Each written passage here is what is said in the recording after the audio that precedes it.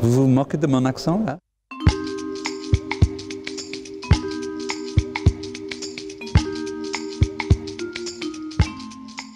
La littérature irlandaise est 1000 fois mieux que la musique irlandaise, je peux dire. On était avant trop piégés dans l'enjeu de la poésie. On était des poètes qui rêvaient des nuages et tout ça. Et puis on avait pas mal de petits débats politiques qui n'étaient pas chouettes. Et on a commencé à être drôle. Ça produit une littérature vivante un peu. Oh, il y a pas mal un côté papa était méchant, maman est morte trop jeune, et bah, j'ai tué un soldat britannique à l'âge de 17 ans et ça m'a un peu hanté depuis. Et qui fait un peu la musique irlandaise aussi, hein, parce qu'il y a des chansons qui fêtent ça. En fait, le changement, c'était la littérature de la campagne, qui a changé il y a 40 ans, 50 ans, plutôt à la littérature urbaine. J'étais à Newry, juste à côté de la frontière irlandaise, il y a quelques mois pour un reportage de Charlie Hebdo, parce qu'on est menacé à la frontière, parce que ça sera compliqué après le Brexit, si le Brexit arrive. Ils n'avaient aucune idée de ce qui se passait. Aucune idée. Et en fait, l'histoire du Brexit, c'est que personne ne comprend ce qui se passe. Et peut-être que l'Irlande va payer cher, ou l'Irlande du Nord, d'où je viens, va devenir indépendant. Parce que nous, les Nord-Irlandais et les Écossais, on a voté pour rester en Europe.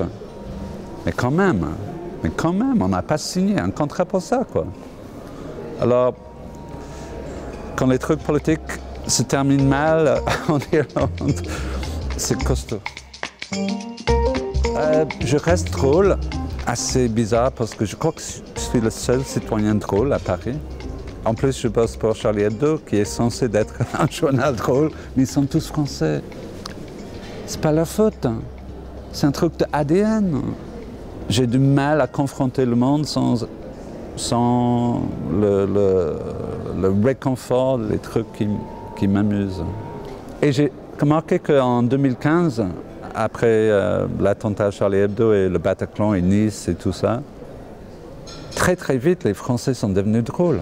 Mais très vite, sur Twitter et Facebook et tout ça, c'est peu étonnant.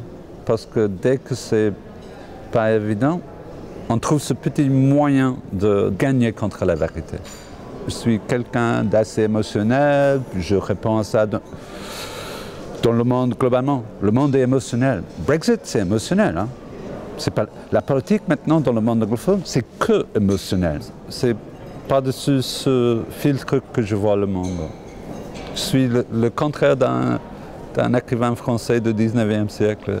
Tous les Balzac et les cyniques de cette époque, que j'adore, c'était en fait la correction au roman anglais qui a un peu inventé la forme 20 ans avant. Dickens, Thackeray, tous les romanciers très sentimentaux. La vérité dans la fiction, c'est compliqué.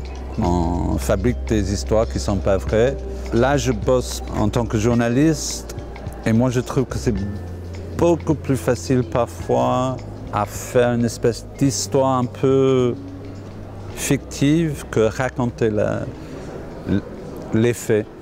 Alors, l'histoire a deux avantages. On peut raccourcir, on peut choisir, mais aussi les lecteurs sont prêts à ça, sont partants pour les histoires. Dès qu'on dit il a ouvert la porte, il y avait une nana dans la salle, il y avait un tiroir. Les gens sont là en disant « Ouais, dites-moi, qu'est-ce que se passe ?» Et par contre, si on croise quelqu'un extraordinaire, sublime, avec une histoire fascinante, troublante ou tragique ou jubilatoire, on a du mal à séduire le lecteur avec leur histoire vraie. Parce qu'on est occupé, on a nos vies privées, ça bouffe pas mal de notre capacité d'empathie. Moi, je connais toute la musique irlandaise par cœur.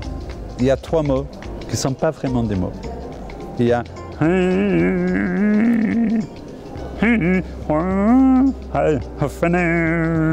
Si la chanson est triste, c'est... Si la chanson est jouissive et pleine de bonheur, c'est...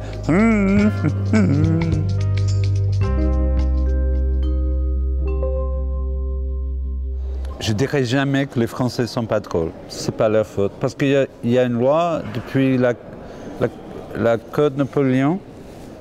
C'est contre la loi d'avoir 2 francophones drôles vivant en même temps. Alors, s'il y en a 2, alors quelqu'un doit mourir. Parce que c'est contre la loi.